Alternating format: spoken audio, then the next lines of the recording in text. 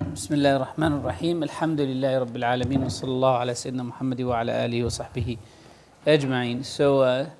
As I mentioned earlier, this presentation is quite lengthy. So there is about 48 slides there. So it takes more than one day, a full day of teaching. So since we have like 3 hours, I'll just go through the most important highlights of it. So what's the job of studying this ilm? I said earlier that it's to protect the Muslim from falling into fitna that cause them their deen to be in trouble. But the function of fiqh al-tahawulat as well is to renew our language.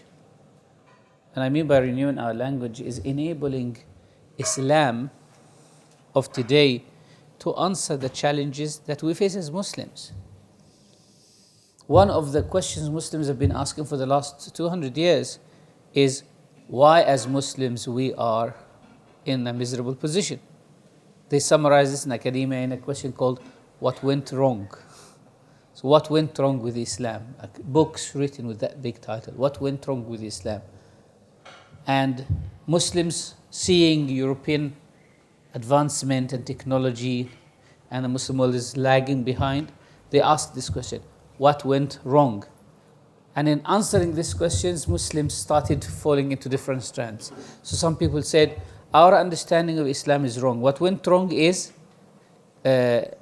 we have built an understanding of Islam that was wrong. So let's go back to the original Islam. They call themselves reformist movements. So they said, okay, let's get rid of the tradition. It is this long, hefty, heavy tradition that is crippling the Muslim mind from moving forward. So if we go back to the original Islam, we'll be fine. So that was one answer. There was another answer saying, oh, what went wrong? They said what went wrong is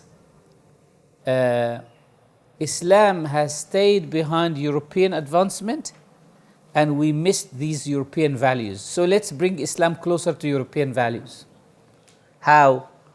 Europe has introduced the concept of, they say that modern Europe promotes the value of equality. And Islam is about equality. Oh, let's prove to them that Islam is as promotive of equality as anybody else. So Islam has an Islamic democracy called Shura, where Islam also promotes human rights. Islam promotes freedom. Islam promotes this, Islam promotes that. And we started to kind of create new Islam that is very similar to the libertarian values that appeared and emerged in Europe. In the middle of all of this, we forgot. And then there is a third answer that was saying, that looked at the ugly side of the European civilization. Well, this is a civilization that has lost all of the good values. It's a decaying society, so let's reject European advancement. That's the radical response. In the middle of all of these responses, what is wrong is not what went wrong. What's wrong is asking that question in the first place. This question is wrong. We shouldn't say what went wrong. If you are booming with economy and I am leading a very simple life, it doesn't mean that there is something wrong with me. So asking that question, the problem was asking that question. So now as Muslims, what fiqh al-tahawulat teaches us is to renew our language in the masajid, talking to our children, understanding what's happening around us, and to preserving the methods of transmitting this knowledge. We can see nowadays, if we look on the social media, that there is almost a systematic attack on Muslim scholarship. At one stage, it's the Me Too campaign. That's one of its manifestations, right? That's one of the manifestations. Me Too campaign. Not to say that there is no injustice, there is, But why, after all of these years, these things come up? Like a couple of days ago, I read that Saad al-Hariri, who was a prime minister of Lebanon, they discovered the scandal that he offered money to a prostitute in South Africa in 2013. Well, the point is not the discussion of whether he did or he didn't, but where has this news been since 2013? That's the question. Why has it come up now? And all other scandals that have been running on for the last 2 years, they were discovered, like some Hollywood tycoons who've been committing all of these indecencies for 25 years, for 30 years. A woman who's been abused when she was 20 and now she is 60. So why hasn't that come on time and been addressed? So the point is, it seems, wallahu alam, that there is a kind of a systematic manifestation that aims at destroying the pillars people believe in. So in Christianity, there was a management of highlighting how the Catholic Church has stepped over the limits, and so people don't believe in this, and people don't believe in this, and people don't believe in this. Okay, there is a systematic destruction of what people believe in. So that people, now Islamic scholarship, not to say that Muslim scholars are just as human as anybody else. Everyone makes mistakes. But you should ask the bigger question of, what's the purpose of all of this? Is it to eradicate from people's minds and hearts that you can trust anything? So that people are left without trust. You can't trust anyone. You can't trust anything. So whom do you trust? So to protect the methods of transmitting knowledge and say, listen, yes, we acknowledge that there are traumas, we acknowledge that there are malpractices, we acknowledge that there is problems, but there is also a preservation for this deen. Allah subhanahu wa ta'ala will continue to preserve this deen. So don't let seeing evil people distract you from the fact that there are still good people. Imam Malik radiallahu ta'ala an mentioned that at the end of the ummah, there will still be good people who preserve, otherwise Allah subhanahu wa ta'ala will leave us to what? Shaitan. But in the middle of that confusion, people live a stage of distrust. Fiqh al-Tahawulat teaches us, gives us some indications of where should we look for what? Where should we look for trust and certitude in the middle of this confusion? Those ulama, or those carriers and those bearers of knowledge with trust, they have qualifications. I have a list we can tick and say, okay, this is a safe place I can take from. The Prophet ﷺ said, the job of the ulama is to face 3 groups. One group are called al-ghalin, the extremists. Someone who is extreme in his understanding of the faith. If you have an extreme mentality, religion and its texts cannot help you with that, because the religion by its nature does not help extremism. So in order to justify your extremism, what you will need to do is to twist, to move, to put before and after, to reverse the texts of the faith so that it serves your own purpose. We call this tahrif. Tahrif, to bring the religion from middle to the edge. Harf is like the edge, to bring the religion from the middle to what? To the edge. The faith doesn't help you with this. By its nature, the texts of the Quran are soft, are based on justice, moderation. But some people have twisted minds. In order to serve their own twisted minds, justify that, religious texts cannot help them. So they have to manipulate the text. It's a form of manipulating the text. So the Prophet ﷺ said, there will emerge amongst my ummah a group that are called al-ghalin. They are these extremes who will try to manipulate the text further in extremism. What's the job of the scholars? To keep saying, no, religion is not like that. Of course, they will trigger enmity with those extremists who will see the ulama as what? As losers,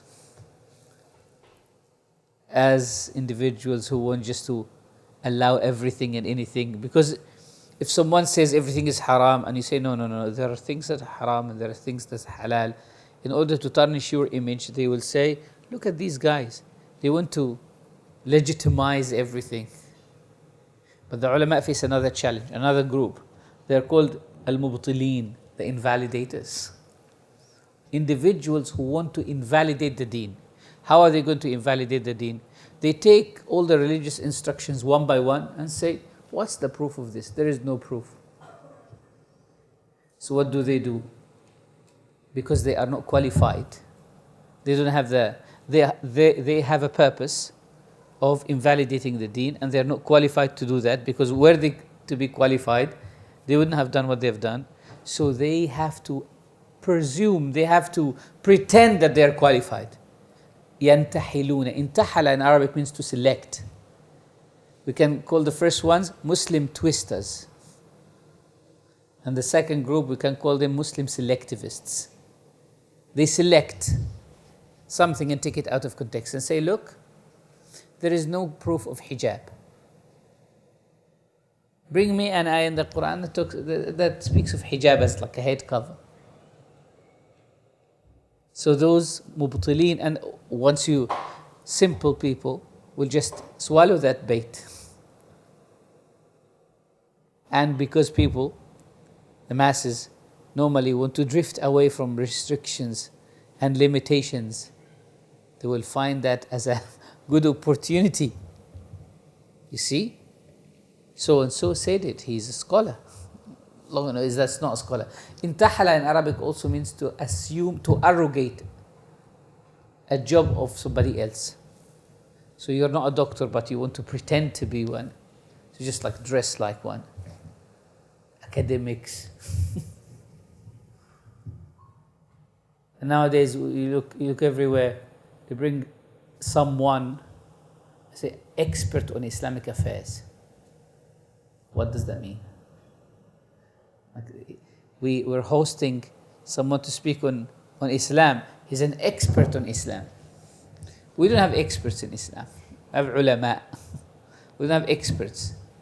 Once a person calls himself an expert, then he's invalidating the whole qualification that he or she has.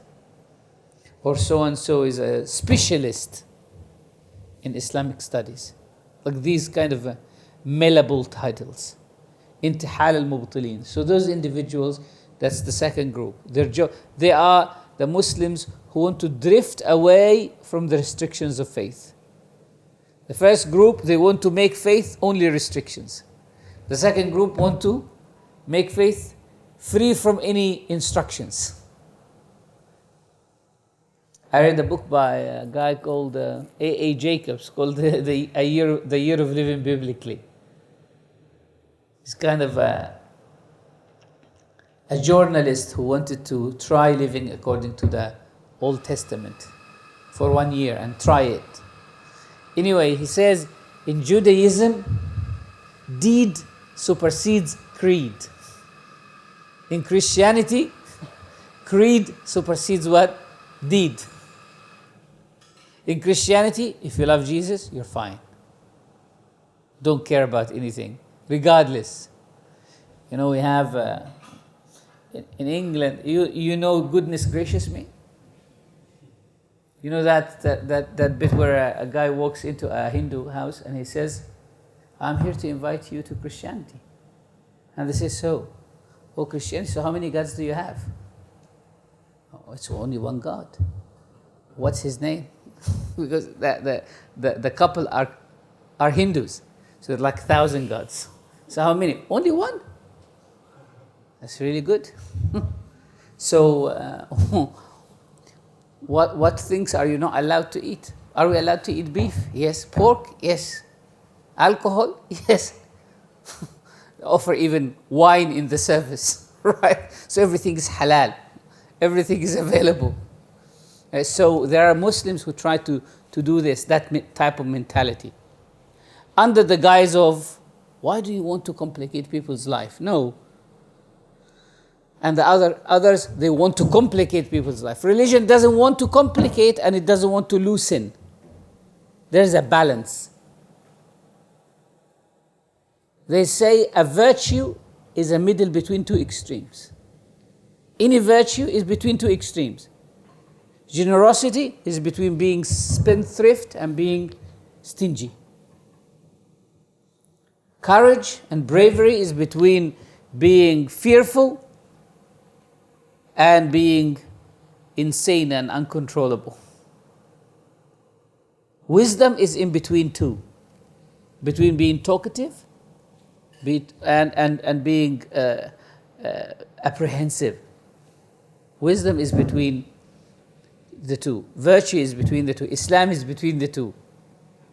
So we have these two groups. But there is a third group. Those are the ones who don't understand anything. The awam. Masses. Those masses, they would never agree to be called jahil, ignorant. No one who is ignorant will agree to be called ignorant. They say, بحسبك أن من شرف العلم أن يدعيه من ليس فيه. Like knowledge is so good that even those who don't have it claim it. We have never heard of someone calling himself jahil or saying, yes, I am jahil. But people say, I know. I have ilm. So when someone is jahil, he doesn't know. And as human beings, we're always triggered to claim that I know. We don't like to be seen as not knowing. So what happens? We have an answer for questions, even if it's a wrong answer. Even if the text doesn't serve the answer that we have, we try to twist the text to help. It's ta'wilul jahilin. In these individuals, we call them sometimes al-khinfishari. Those who have answers for every single thing. A teacher used to give answers to his students' questions to the level that they started doubting it. And they said, this man can't know everything. So they agreed amongst themselves that they will come and ask him. They made up a word. They made up a word and they came to the teacher and said, we will ask him if he knows this word. It's a made up word. So they came and they said, Ya Ustad, what is al-khunfishar? That's the made up word. And they would have expected him to say, I don't know, what is that? He said, al-khunfishar. It's a grass that grows in Middle Arabia. If the camels eat it, their milk becomes really good. نبت طيب الرائحة إذا أكلته الإبل عقدت ألبانها. And then he continued, وقد قال الشاعر, the poet said, and now he's like even making a poetry. لقد عقدت محبتكم بقلبي كما عقد الحليب الخنفشار. Your love has been strong in my heart in the same way as milk becomes strong when the camels eat خنفشار. وقال رسول الله صلى الله عليه وسلم, he said, the Prophet صلى الله عليه وسلم said, and the guy said, no, please, don't lie about the Prophet. Enough. So some people actually offer these very interesting answers. And the only common factor is they are not true. They're simply not correct. But people offer them because sometimes the answers people give or the explanations that people give just strike you, or that shock you and leave you like clueless. It's like, are you for real? Is that real? Like one of my relatives, we talked once about riba. And I said to him, look, riba is haram. He was entering into a transaction it's clearly riba. And he said to me, if so and so said it's halal, it's halal. I said, but Allah says it's haram. And he said, but I put it in the neck of a mufti and I walk away. Basically, he's saying, since a mufti is saying it's halal, I cleared my side. I said, why? Like, is the mufti giving you a stamp on the day of judgment when Allah subhanahu wa ta'ala asks you, why did you do this? You say, here is a stamp from the mufti. There is something called individual responsibility. As much as you can come to Sidi Muhammad Ghailan and ask his opinion and take that opinion, you have also a personal integrity, a personal responsibility to make sure that you look for the mufti who is not going to serve your purpose, who is going to give you the right answer. Someone who feels that he's having some doubts about cancer, for example, he wouldn't go to the doctor who will tell him, you're fine. You have no problem. You're absolutely fine. If he does, he will be very stupid. Isn't it? Sometimes we want to believe things. We believe mirage. The Quran says, وَالَّذِينَ كَفَرُوا أَعْمَالُهُمْ كَسَرَابٍ بِقِيعَةٍ يَحْسِبُهُ الظَّمْآنُ مَاءً. Like the disbelievers who do good deeds, the premise of their life is not believing in Allah. So all their good deeds, which they believe will be fruitful, will be beneficial, they are of no benefit. Why? Because the first premise is a false premise. It's a false premise. Someone tells you, this deed is bid'ah, right? Then you say, what's the proof of that? He said, it's bid'ah. I said, so what's the hukm? He said, the hukm is bid'ah. You say, no. Bid'ah is not one of the 5 rulings. We have haram, we have wajib, we have permissible, we have makruh, and we have mandub. None of these 5 is called bid'ah. Bid'ah is a name. Bid'ah is the subject. What's the predicate? When I say bid'ah, is it a good bid'ah? Is it a halal bid'ah? Is it permissible? It's like someone saying, Muhammad what? Muhammad. That doesn't mean anything. Or someone saying ana. Which one is the pronoun and which one is the subject and which one is the predicate? I was mentioning to a brother yesterday that he used to relate this joke. It's a smart joke, one of those smart jokes. That a man brought a kilo of meat for his wife to cook. She put it in the kitchen and then the cat came and snatched the meat and walked away. So his wife went to him and she said, the cat has eaten the meat. The guy looked for the cat everywhere in the house. Found the cat, he brought it and brought a scale. And he weighed the cat. And it was actually 1 kilo. So he said to his wife, that's the meat. Where is the cat? He said, the cat is exactly 1 kilo. So he said, here is the meat. I found the meat. Where is the cat? So sometimes people take the sentence from the back. Bid'ah. Well, that's the claim. When you say that something is bid'ah, so you say, what's the proof that it's bid'ah? The Prophet didn't do it, isn't it? But that's the claim, because bid'ah means what? Something which were not done by the Prophet. So when you say this is bid'ah, okay, this is bid'ah. What's the proof? The Prophet didn't do it. That's the claim. If I am to restructure, reformat, reword your sentence that, for example, celebrating Mawlid is a bid'ah. Okay, let me restructure that. Celebrating Mawlid was not done by the Prophet. So when I say, what's the proof that it's bid'ah? It wasn't done by the Prophet. That's the claim. Get me something from outside the sentence to prove it. They say, another example of that. A is insane. Why? Because he killed his mother. Why did he kill his mother? Because he's insane. So that's circular argument. كأننا والماء من حولنا قوم جلوس حولهم ماء. Like sitting and we're surrounded by water, we look like people who are sitting and surrounded by water. What's the image here? What's the metaphor? Nothing.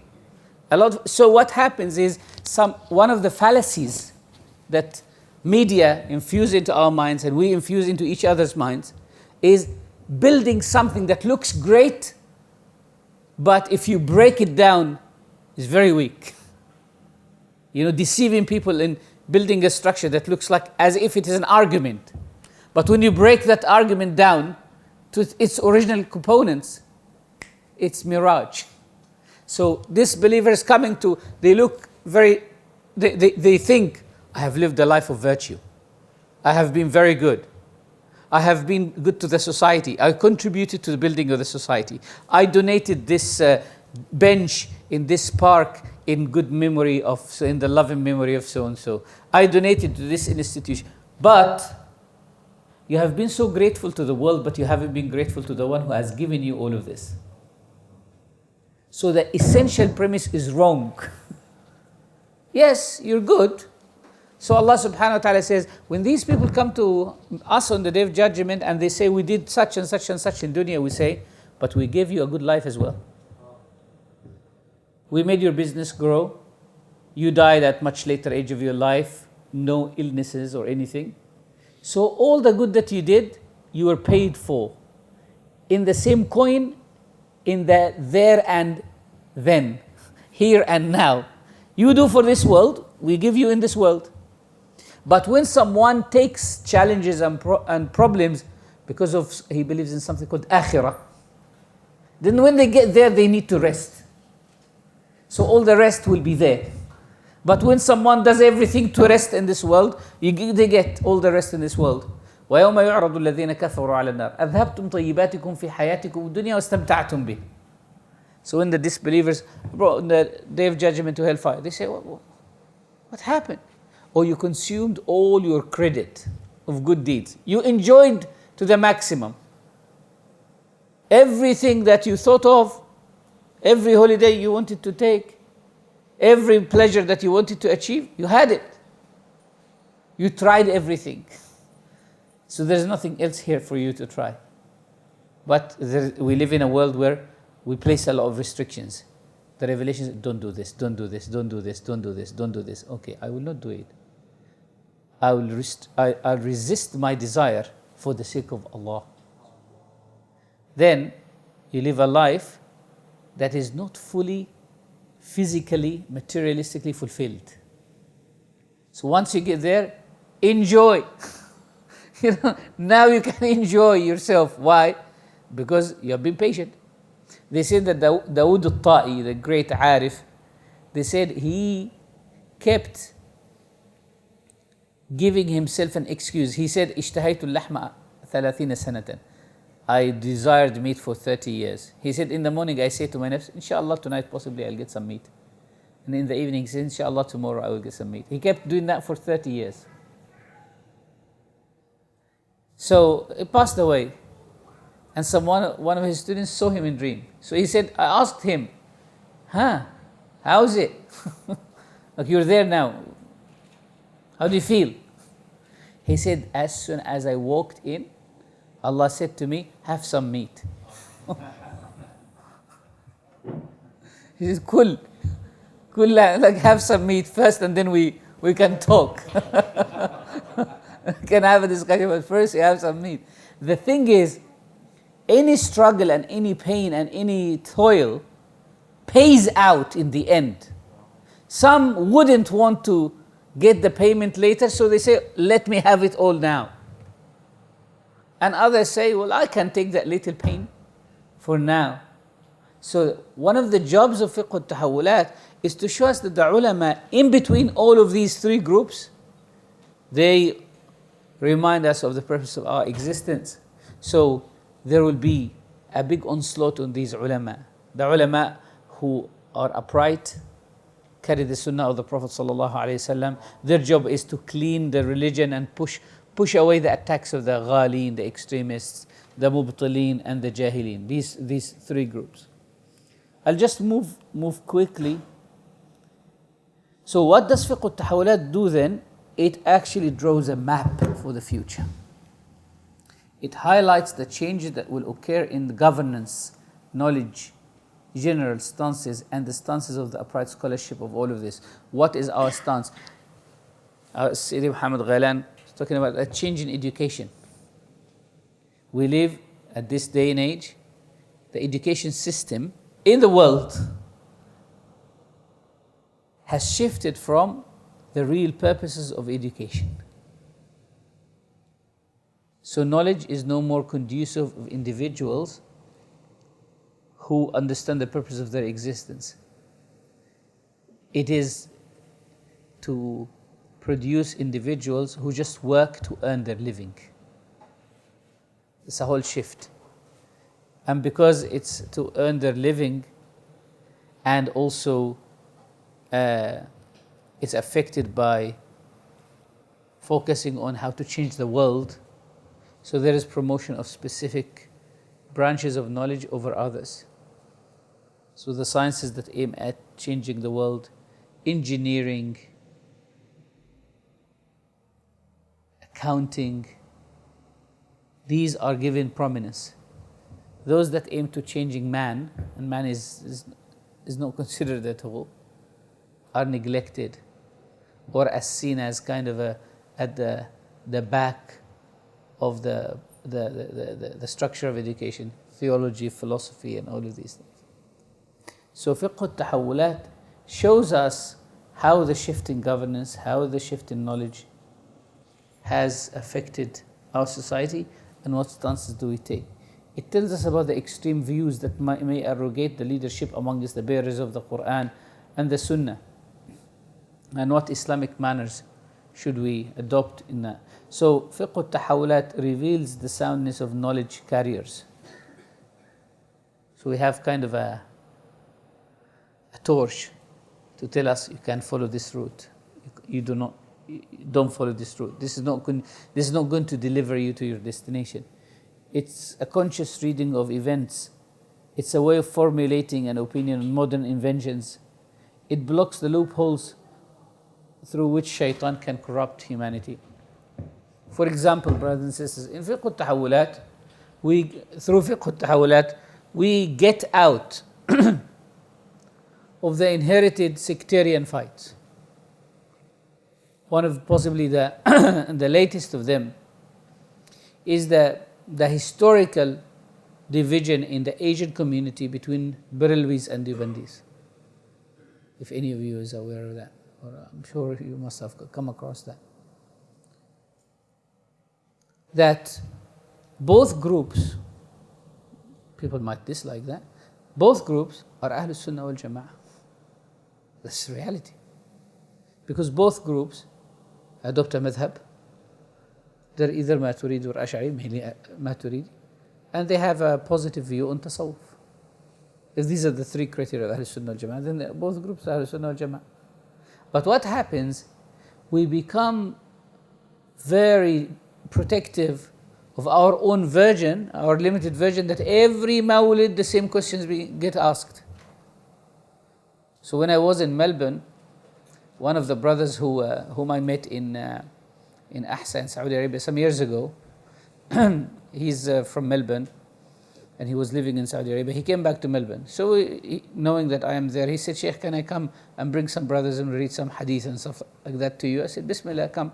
So all the brothers whom he brought with him are kind of madrasa teachers and imams and stuff like that. And I could say, I don't ask people if they are Deobandis or Barelwis. This doesn't really mean anything to me.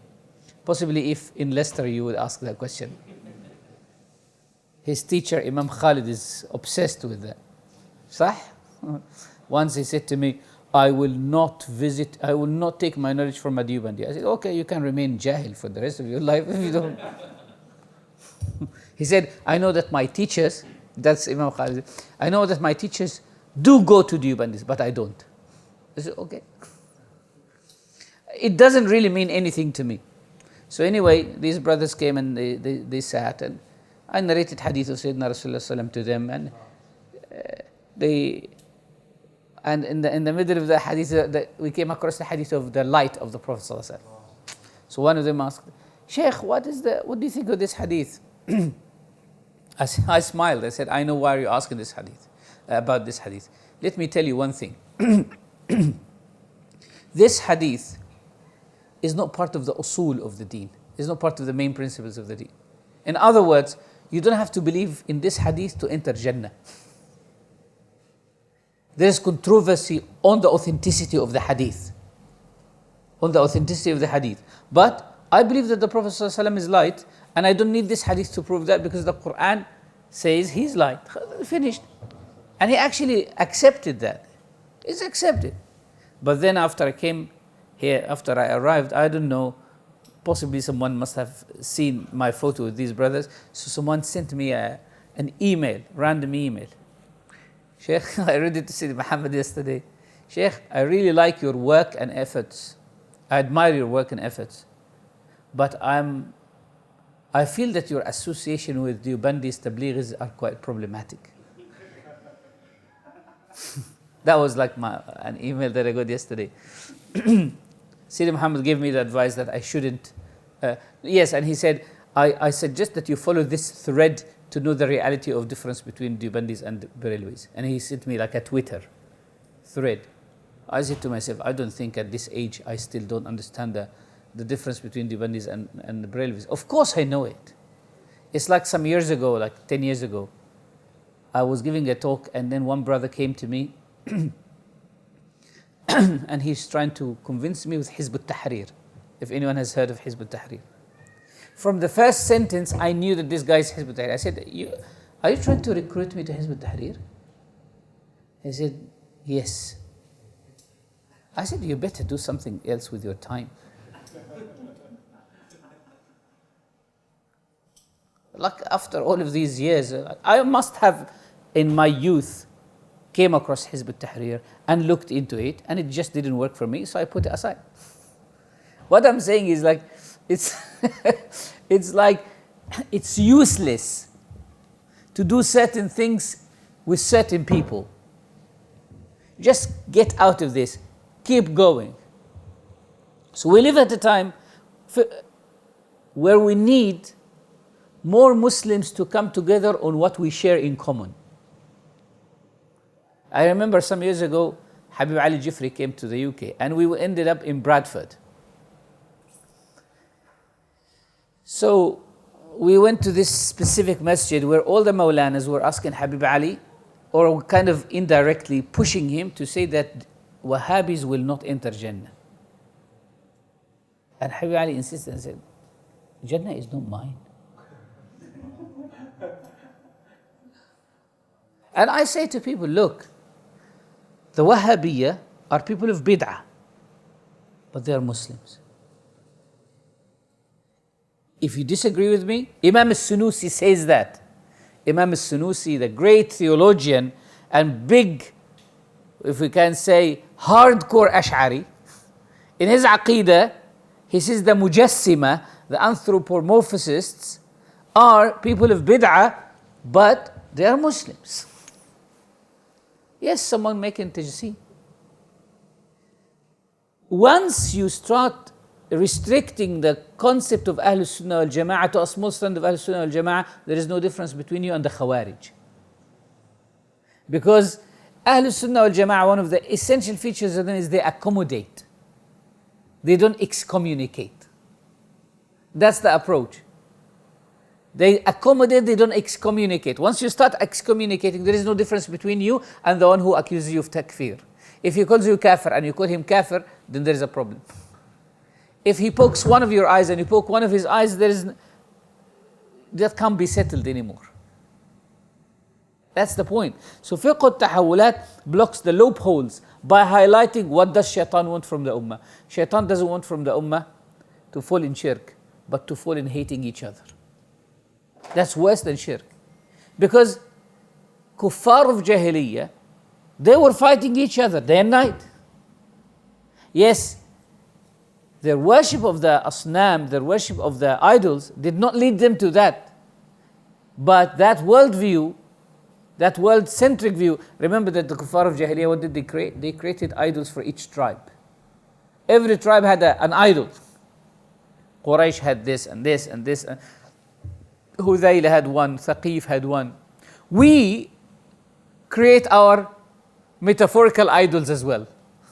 When we put our jama'ah or our group and we say there is no one else existing in the world except us.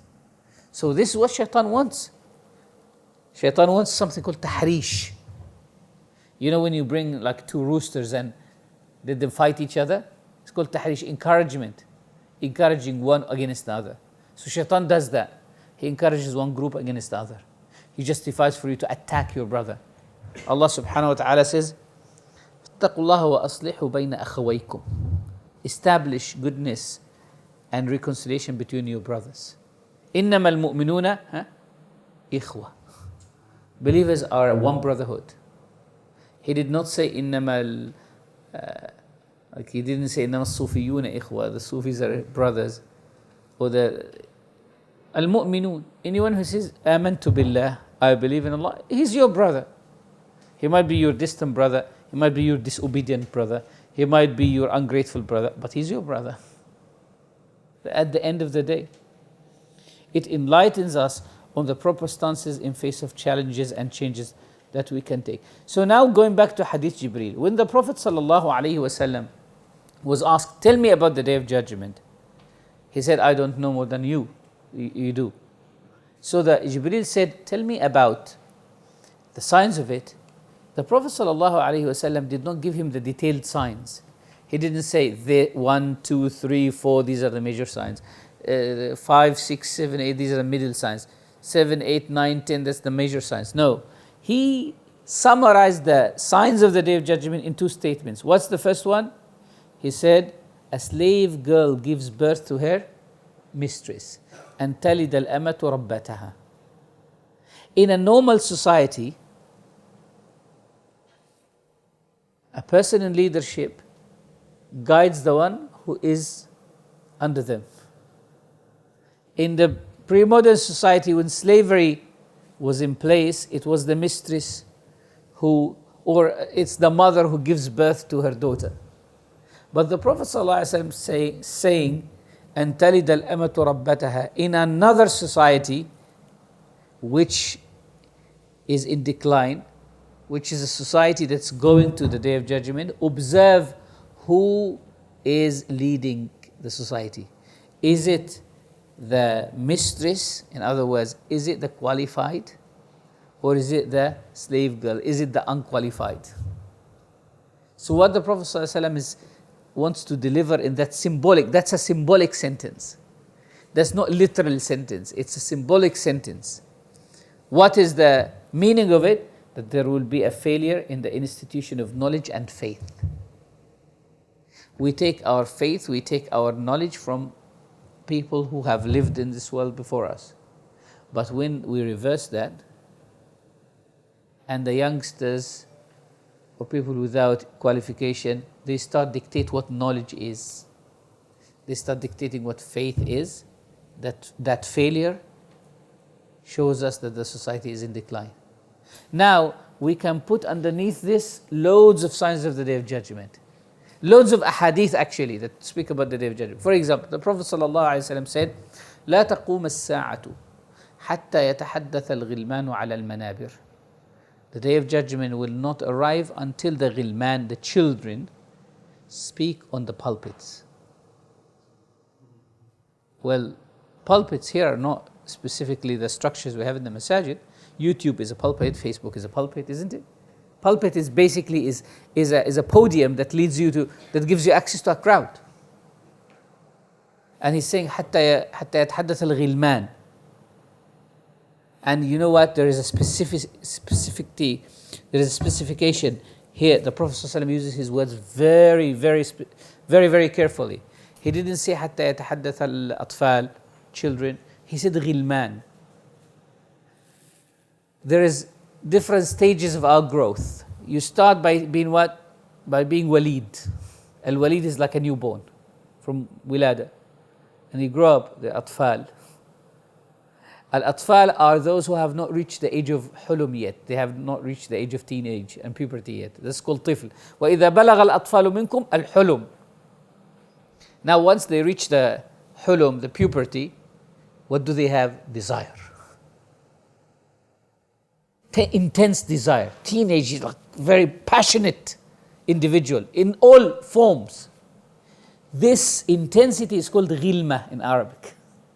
So ghulam is the person who is controlled by passion.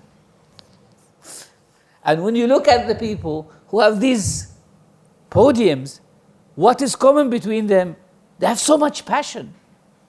They fight with each other. They're full of like anger. حتى يتحدث الغلمان. He's not talking about Sibyan. He's not talking about Atfal. He's not talking about Wildan. He's not talking about Shabab. He's not talking about Rijal. He's not talking about Kuhul. He's talking about Ghilman. حتى يتحدث الغلمان على المنابر. So these people are full of passion, but this uncontrollable passion, this passion that is deprived, that bereft of experience. There is no experience, there is no qualification. What is it? They know a little bit and they're full of passion. As one of our shuyukh says, because of their passion, يحسبون كل بيضاء يحسبون كل سوداء فحمة. They think of every black thing to be what?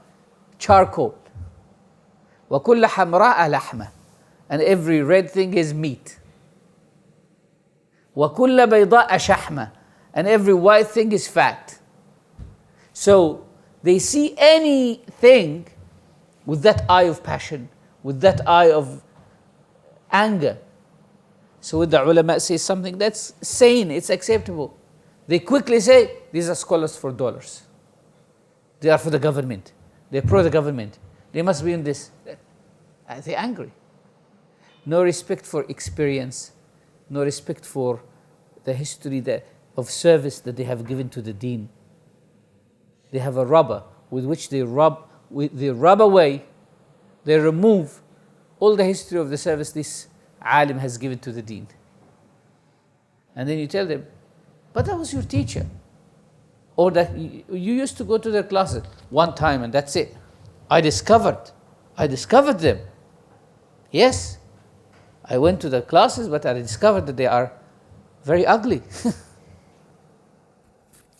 So that's a failure in the institution of knowledge. Why? Because just have a look at, subhanAllah, it was like a YouTube video that we saw the other day. It was viewed 146,000 times in something like 3 days. And my wife was like saying, this is nonsense. There's no content. But people actually watch these things. And you know better than me that genuine scholars, genuine scholarship, don't have any following. They don't have even accounts. People don't even know them. But anyone who's carrying, like some people just carry a camera. You don't need even a camera, a smartphone. And they record everything and anything and at all times. So that's a failure in the institution of knowledge. And in the institution of faith. Failure in the institution of faith. So what was seen as mainstream becomes extreme. What was seen as valid, the long-standing tradition, becomes very strange. Oh, you still believe in jinn? You still believe in Mahdi, that there will be? Come on. We live at the age of science and technology. They have covered the whole world. The whole world is now under the radar. They know every part. If you think you still believe that there is something called Ya'juj and Ma'juj, they would have discovered them. We have managed, the satellites have uncovered every part of Earth. You still believe in Ya'juj or Ma'juj? You live in these dogmas. You look like a caveman at this advanced age. So what happens? People's faith starts, and then people start appearing and saying, do you still wait for Jesus to come again? You know, Samuel Beckett has a play called Waiting for Godot, like waiting for someone who, an imaginary character. So some Muslims have adopted this skepticism. So that's a failure of faith. Or a Muslim says, I only believe in science. I only believe in science, which is actually an oxymoron. It is an oxymoron because science tells you that you should not believe in it. But once you turn it to, science says, look, if you believe in something, you should not. Science is based on change. How can you? So anyway, fiqh al-tahawulat, one of the tells us about the changes that will happen in the history of humanity, which can be included in failure, that indicate failure in the institution of knowledge and failure in the institution of faith.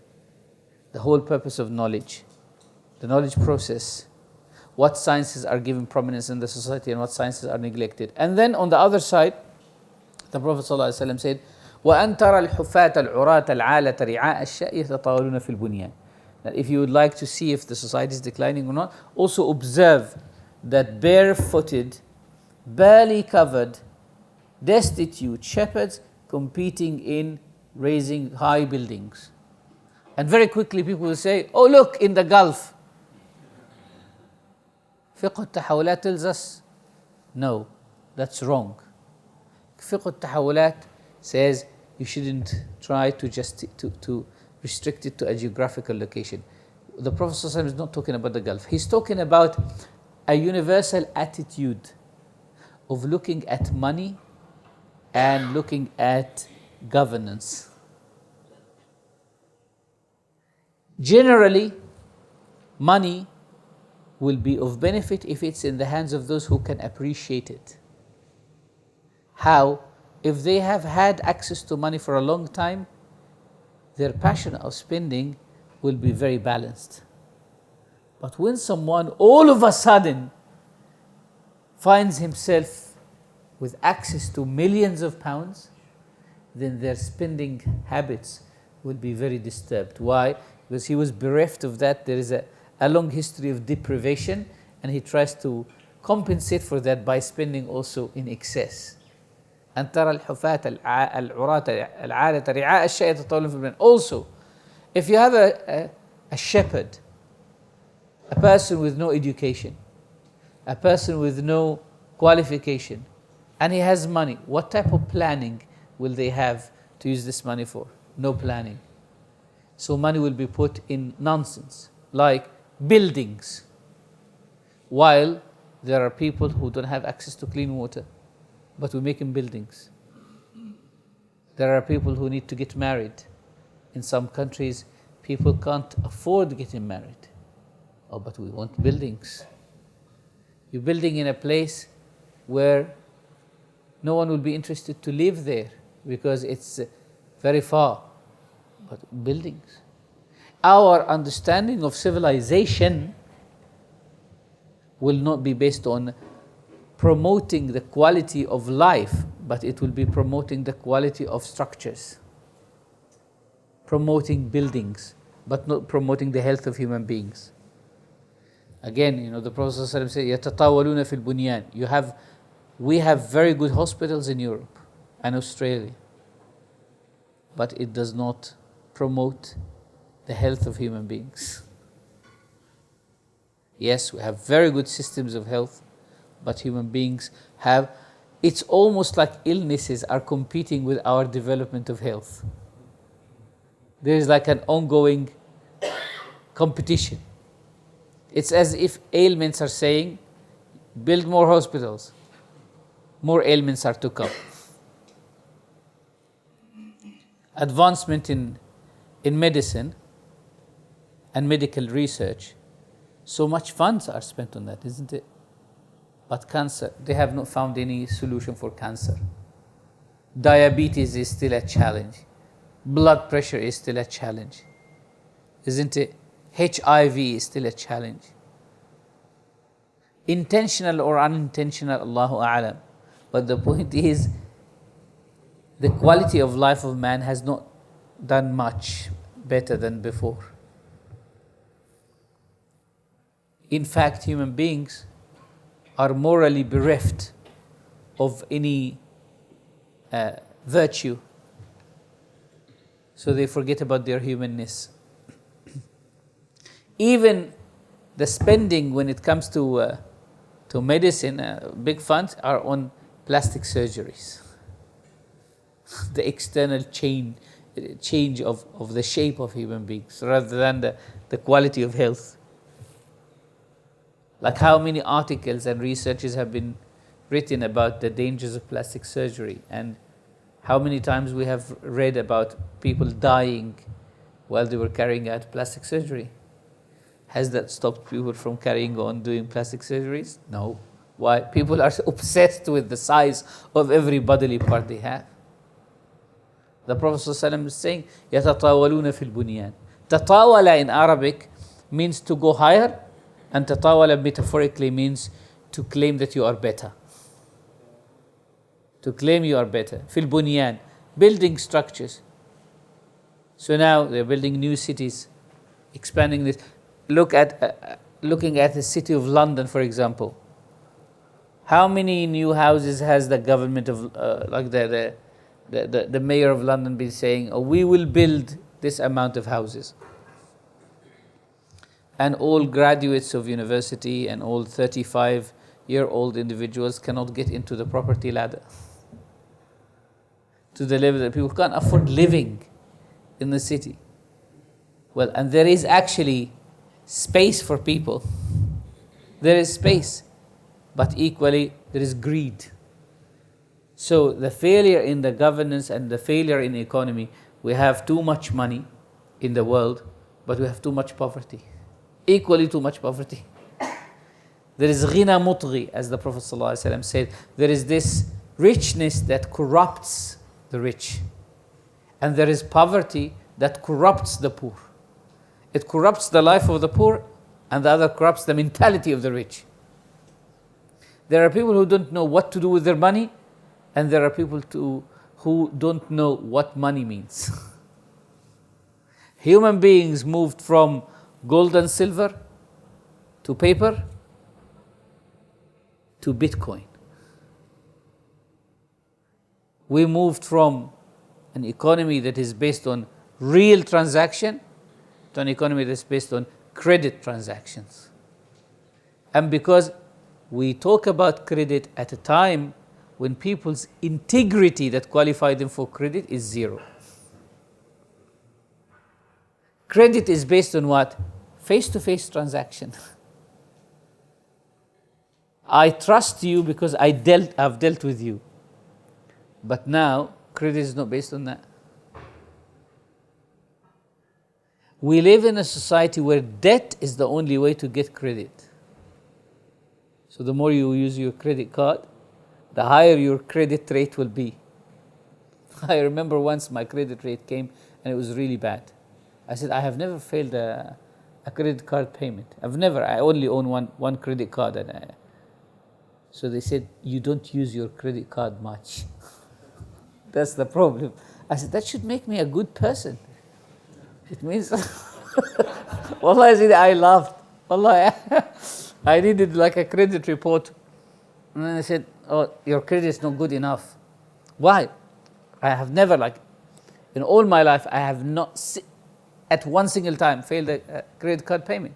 I said, yes, but you don't buy too much with your credit. What is your Christmas holiday purchases? I said, I don't celebrate Christmas. What about Halloween? I said, we are Halloween. We don't celebrate Halloween. So that's the shape of the world. Fiqh al-Tahawulat enables us to look at this and look at these alamat. And through this, we will be able to decide what course of action should we do. So what is our position when we see a failure in governance? What's our position when we see a failure in economy? What's our position when we see failure in faith or failure in knowledge? What other alternatives do we have? When we realize that subjecting our children to this type of knowledge that's in the society can be very destructive. Shall we look into homeschooling? Full homeschooling, partial homeschooling, supportive homeschooling? Shall the family restructure itself in such a way? Now we live in a society that's based on nucleus families. So there is no way that we can have the extended families that we used to have in the past. Can we reformat our communities in such a way that the community becomes the new extended family? Where our choice of other community members is based on who are the like-minded people. They have the same concerns. So yes, we don't have the khalas, the aunties and uncles that we used to have in the past. But we have individuals, our neighbors, our friends, who have concerns about their own children as much as we do. So we formulate these clusters of good community. We have our own caves and we help each other because we are in the ship together. And I will conclude with the hadith of the Prophet ﷺ. He says, sallallahu alayhi wa sallam, مثل القائم على حدود الله والواقع فيها, that the similitude of the one who is standing, abiding by the hudud, the limits of Allah subhanahu wa ta'ala and His instructions, and the one who violates them is like a group of people who ended up in a ship. Some ended up in the bottom of the ship, and some are on the top of the ship. So those in the bottom, when they needed water, they had to climb, go up the stairs, go to the tip of the ship and get the water. And they thought, we really annoy our neighbors up there because we have to do this journey a few times a day. So why don't we just get a saw and make a hole right next to us? Now it's the responsibility of everyone in the ship to stop them from that. Because if they let them do it, all of them will sink. And if they stop them, all of them will be saved. So as human beings, we are in that ship. Or at least people here in Brisbane, in this area, they are in a ship. So we have to kind of make sure that not any stray individual, there are so many people making holes, unfortunately. So how can we keep blocking these holes? Or possibly create a small saving boat for our small group so that we protect our families and our children. This was a brief overview of what fiqh al-tahawulat and why Hadith Jibreel is quite important. Sallallahu alayhi wa sallam, alhamdulillah, wa sallam. Afan Sidi.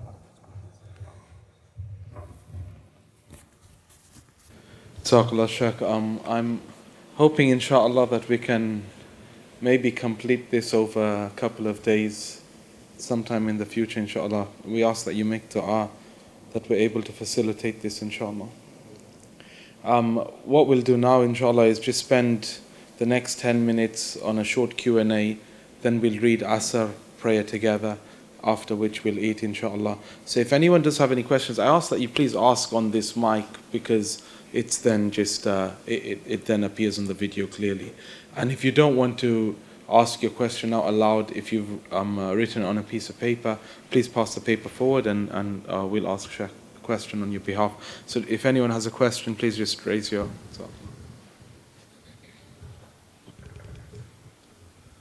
Assalamu alaikum. Shaykh, Jazakallah khair. You've challenged us on a few different levels to sort of explore the thoughts that we had, or the simplistic view of us or them, either with us or against us, and we sort of just chose a side and we went with it.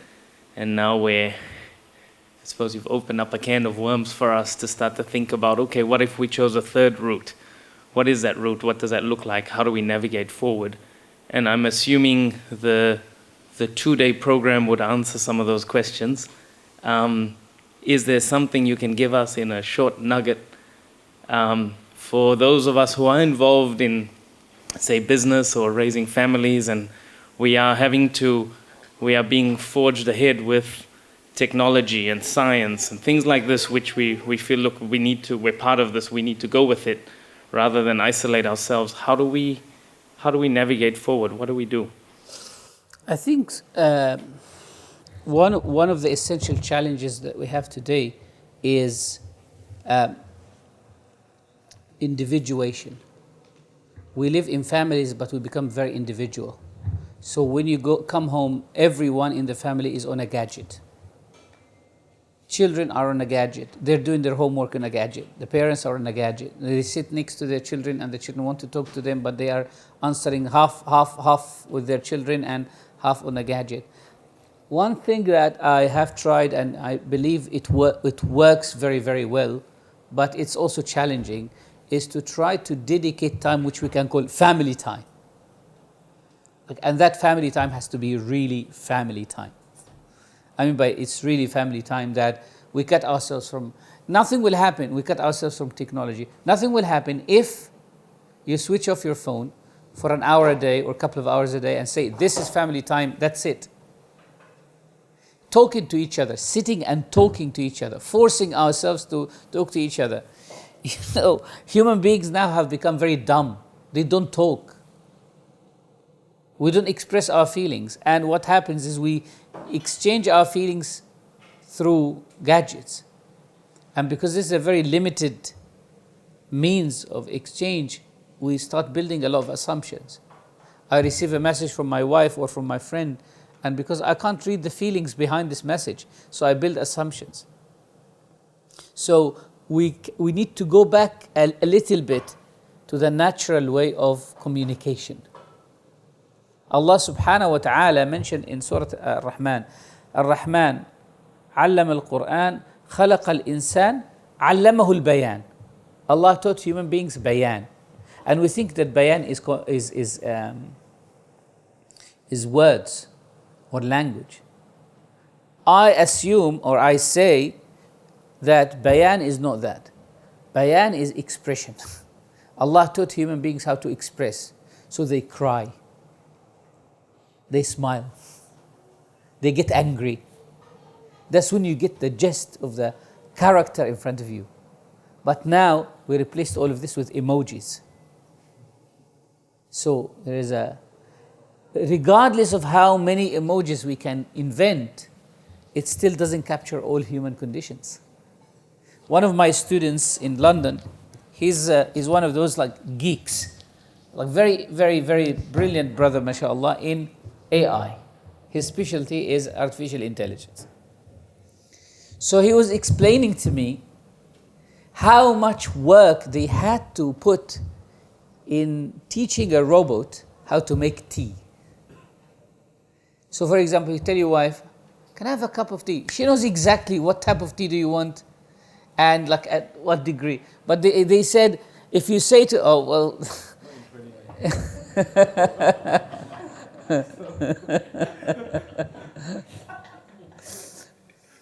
if you ask a robot to make tea for you and say, can I have it a little bit cold or a little bit hot? Can I have it like, all of that has to be translated into machine language. And that's too much. Just a small task like that requires so much hard work just to translate it.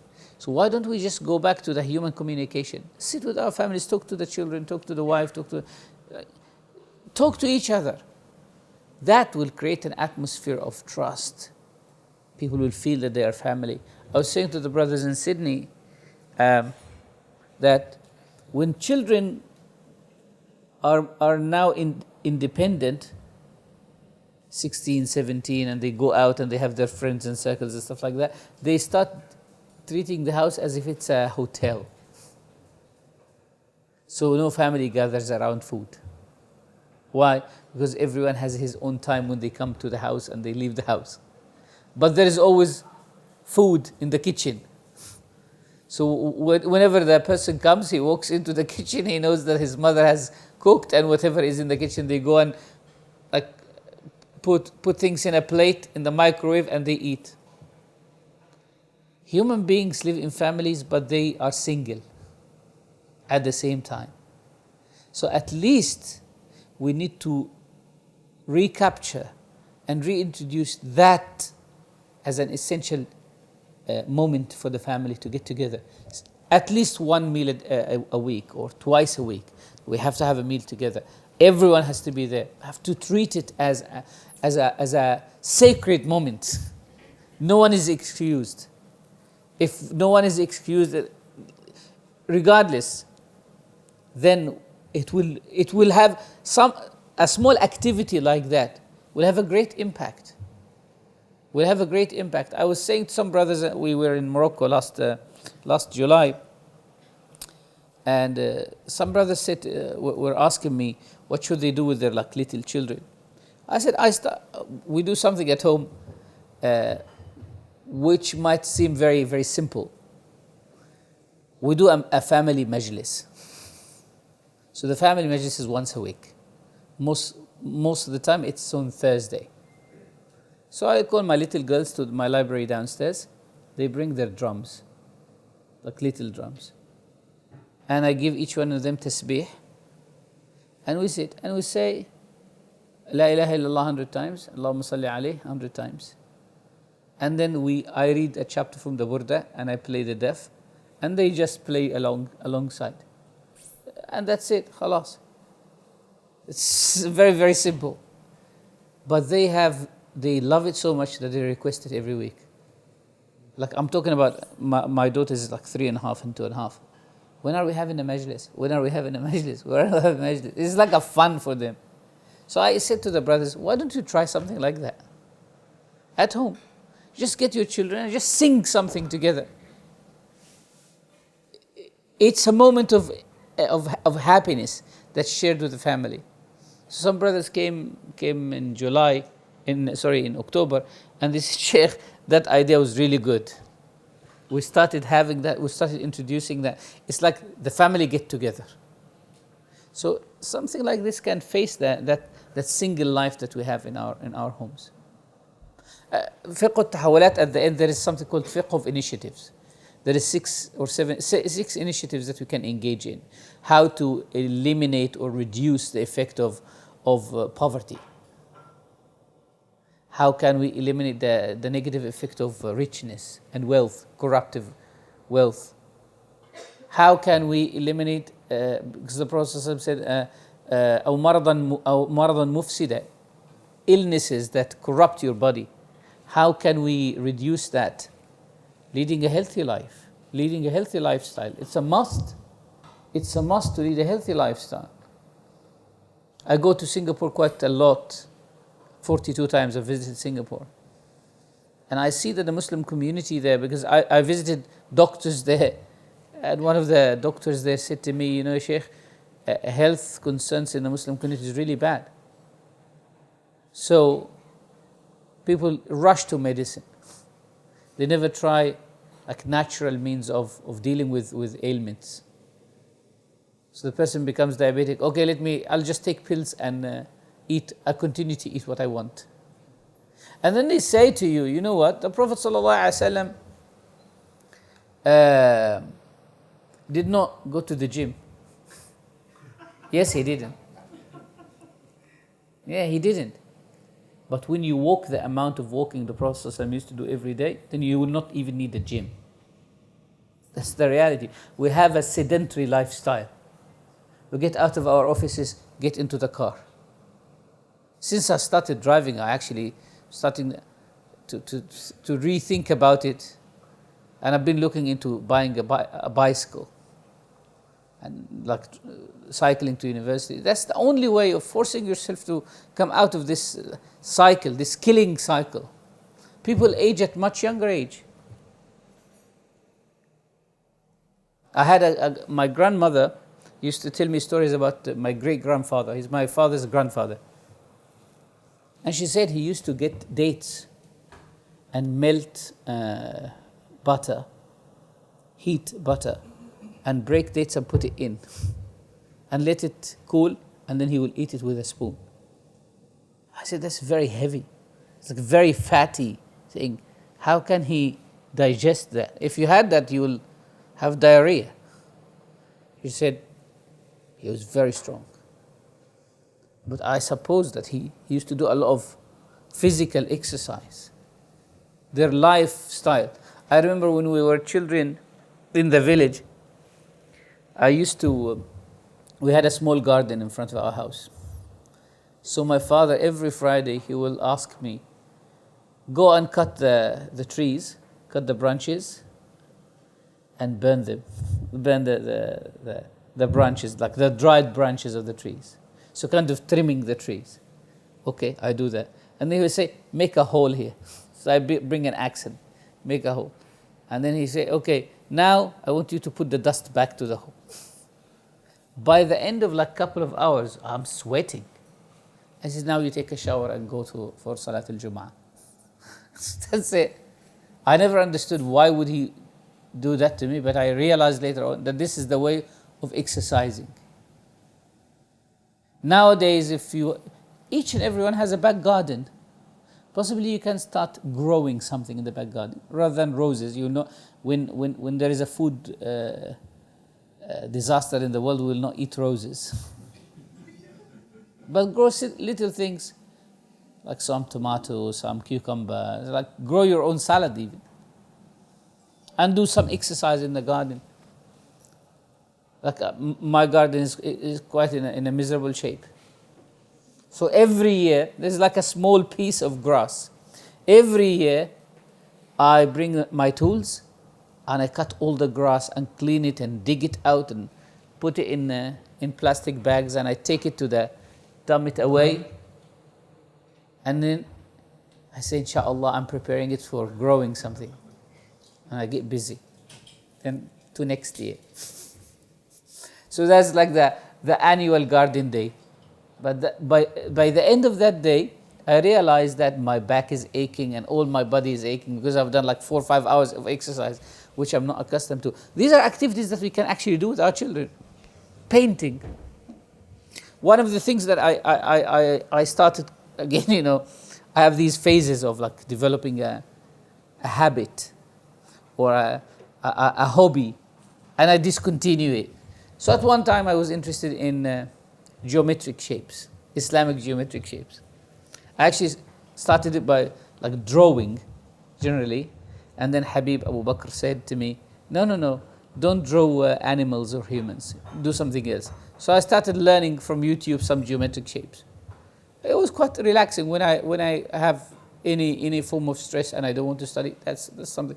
You can do that with your children. So what I'm saying is leading a good lifestyle, making sure that you eat not just what's halal but what's organic, eating at certain times of the day, exercising with your children, all of that. That's something that you can engage in. It is beneficial. It is peaceful. It is developing your own cave. It doesn't get you into any trouble and any fitna. No one will say, oh, you're eating pure food. That's against the political regime. Well, in the end, it is. It is against anyone who's trying to corrupt human life. But you are doing that that's the positive disengagement. I'm disengaging from these offerings. I'm turning them down. But I'm doing that positively. Jazakallah, Shaykh. Unfortunately, we don't have time for any other questions. What we'll do is, inshallah, if anyone does have any questions, and you've written them down, pass them forward, and inshallah, if we get an opportunity, we'll make a short recording with those questions, and we'll have Shaykh answer them. And now, inshallah, we'll just conclude with the du'a, Shaykh, inshallah. الحمد لله رب العالمين وصلى الله على سيدنا ومولانا محمد وعلى آله وصحبه أجمعين. اللهم يا أول الأولين ويا آخر الآخرين وراحم الضعفاء والمساكين، يا أكرم الأكرمين ويا أرحم الراحمين، يا أولا بلا بداية ويا آخرا بلا نهاية، يا من خلق الخلق بعلمه وتفضل عليهم بحكمه، نسألك يا ربنا أن تعلمنا العلم النافع وأن ترزقنا الرزق الواسع.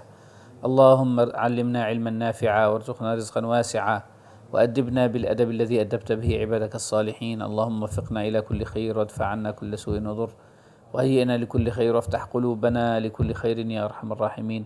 اللهم احفظنا وإخواننا وأخواتنا هؤلاء من الفتن ما ظهر منها وما بطن، وادفع عنا وعنهم الشرور الآثام، واحفظنا يا ربنا من شرور الأنام، وبارك لنا في هذه الأوقات وفي هذه الساعات وفي هذه التوجهات، واجز عنا مشايخنا وعلماءنا وأساتذتنا خير الجزاء، واجعل ما قلناه وما تلوناه وما حفظناه وما تعلمناه في ديوان المصطفى صلى الله عليه وسلم وآل بيته، وفي ديوان مشايخنا وأساتذتنا وآبائنا وأمهاتنا، والحمد لله رب العالمين.